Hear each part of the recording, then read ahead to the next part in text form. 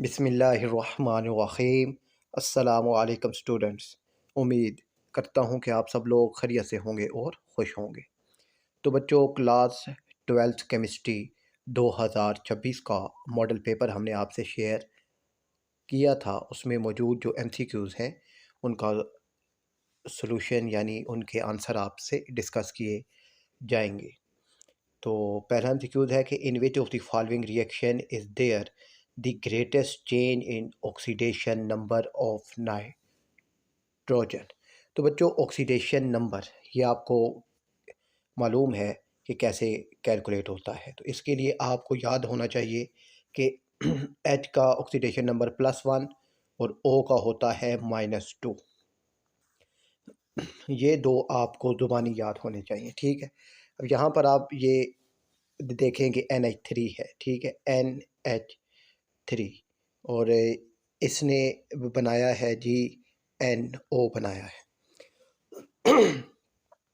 तो अब ये जो H है, H का हमें मालूम है +1 होता है, तो ये हो गया जी +3।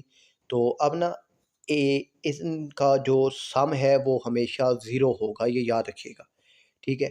अगर ये +3 है तो ये -3 होगा, तो ये +3 -3 आपस में कैंसिल होकर ज़ीरो बनेंगे, ठीक है। और यहाँ पर ये O का होता है -2, तो इसका ये हो गया +2। अब N को ज़रा ध्यान से आप अगर देखें तो -3 से +2 तक मूव इसने ये ऑक्सीडेशन नंबर इसका इंक्रीज़ हो रहा है, ठीक है। तो अब यहाँ से ये -3 से +3, तो जो चेंज है वो 5 है। आप इस एग्ज़ाम्पल में अगर आप देखें तो NO2 से ये आपके पास आ गया जी HNO3 और NO। तो अब आपने इसकी भी ऑक्सीडेशन मालूम करनी है। तो सबसे ज़्यादा जो ग्रेटेस्ट चेंज है वो ऑप्शन ए में है, ठीक है। ऑक्सीडेशन आपने इस तरीके से कैलकुलेट करनी है। इसके लिए आपको हाइड्रोजन +1 और ऑक्सीजन -2 ये याद होना चाहिए। और ये भी याद होना चाहिए कि इनका जो सम है वो हमेशा ज़ीरो होगा। जब आपको एक एटम का मालूम हो गया है तो दूसरे का, अगर एक का प्लस में है तो दूसरे का माइनस में होगा, ये भी आपने याद रखना है। उसके बाद सेकंड है कि the base dissociation constant K B for 4 bases are given below, which base is the strongest. तो याद रखिएगा बच्चों कि जिसकी के बी वैल्यू सबसे ज़्यादा होगी वो स्ट्रॉन्गेस्ट बेस होगा। तो अब सबसे ज़्यादा जो है वो है एक्स की, ठीक है, -2। -2 ये सबसे ज़्यादा है, तो स्ट्रॉन्गेस्ट बेस भी आपके पास एक्स होगा। थर्ड है how many ions are produce from CONH3 होल 6 और Cl3। अब यहाँ पर ना बच्चों ये CONH3 होल 6 ये एक आपके पास कम्प्लेक्स आइन है और ये Cl3 तो कम्प्लेक्स आइन है। तो ये आपके पास एक बनाएगा कैटाइन और Cl3 आपके पास बनाएगा जी 3 एनाइन, ठीक है। तो अब 3 और 1 4, तो 4 आइंस आपके पास प्रोड्यूस होंगे। और इसके बाद नेक्स्ट है जी बच्चों आपके पास 4 है कि which of the following group 2 compound is commonly used to diagnose disorder of the intestine and stomach. तो यानी स्टमक का जो एक्सरे होता है उसके लिए क्या इस्तेमाल किया जाता है। तो जो डॉक्टर्स हैं वो बैरियम सल्फेट इस्तेमाल करते हैं, ठीक है। इसे बैरियम मील भी कहते हैं। उसके when benzene is नाइट्रेटेड concentrated nitric and sulfuric acid react to form an intermediate which attack the benzene ring, with one of the following represent this intermediate। तो यानी कि जो नाइट्रिक और सल्फ्यूरिक एसिड जो है ये बेंजीन रिंग यानी नाइट्रोफिल जो बेंजीन का रिंग है उस पर अटैक करते हैं। तो विच of the following represent this intermediate. तो कौन सा इस इंटरमीडिएट स्टेट को रिप्रेजेंट करता है, तो वो है नाइट्रोनियम आइन NO2 पॉजिटिव। और 6 है बच्चों आपके पास के ट्रांजिशन मेटल आइन with a 3d8 electronic configuration commonly.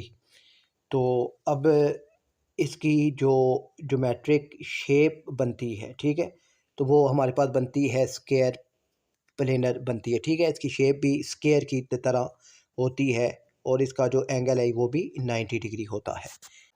इसके बाद बच्चों जो एमसीक्यूज़ हैं तो उनके दुरुस्त जवाब मैं आपको बताऊंगा, तो आपने स्टेटमेंट को बच्चों ख़ुद जो है वो रीड के करना है, ठीक है। कि नॉन साइक्लिक जो अल्केन में कायरल सेंटर होता है, यानी एसिमेट्रिक जो कार्बन्स होते हैं, ठीक है, वो एटलीस्ट कितने होते हैं, तो वो बच्चों 7 होते हैं, ठीक है। यानी कायरल सेंटर मतलब जो अपने साथ 4 डिफरेंट ग्रुप्स अटैच करता है, ठीक है। 3 मिथाइल हेक्सेन से ये आगे स्टार्ट होते हैं।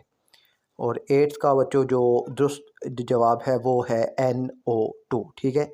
NO2 बेंजीन रिंग से ए इलेक्ट्रॉन खींचता है, इसीलिए ये जो है ये ए इलेक्ट्रॉन विद ड्राइंग भी होता है और मेटा डायरेक्शन भी इसकी होती है।